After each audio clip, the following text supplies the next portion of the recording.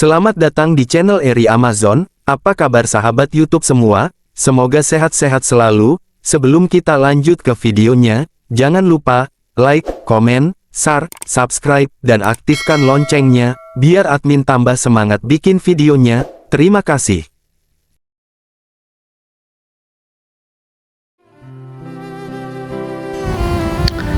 Apa kabar sahabat semuanya? Semoga sehat-sehat selalu, dimudahkan rezekinya, dimudahkan segala urusannya, dan semoga selalu dalam lindungan Allah Subhanahu wa Ta'ala. Amin ya Rabbal Alamin.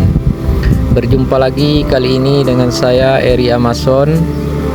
Kali ini saya akan upload video perjalanan di pagi hari ini dari Lembah Anai menuju ke Pasar Si Cincin. Bagaimana keseruan video ini dan apa saja yang kita temukan di perjalanan kali ini? Mari kita saksikan di video ini bersama-sama.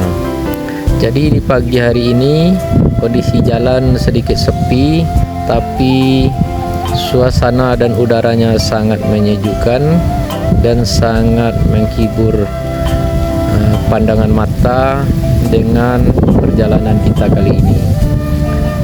Jadi semoga teman-teman terhibur dengan adanya video ini, dan bagi teman-teman yang ada di perantauan, mungkin video ini bisa melepas rindu dengan kampung halaman kita semua. Jadi di perjalanan kali ini nanti di daerah Kayu Tanam itu ada garis polisi. Ternyata akan diadakan reka ulang kejadian pembunuhan Nia yang beberapa waktu yang lalu. Nah, jadi akan diadakan reka ulangnya nanti. Jadi saya lihat di daerah Kayu Tanam nanti ada garis polisi di pinggir jalan. Hanya itu yang bisa saya sampaikan di video ini. Semoga teman-teman terhibur dengan adanya video ini. Dan bagi teman-teman yang belum subscribe, mohon dibantu subscribe-nya, dan yang sudah subscribe saya ucapkan banyak terima kasih. Selamat menyaksikan.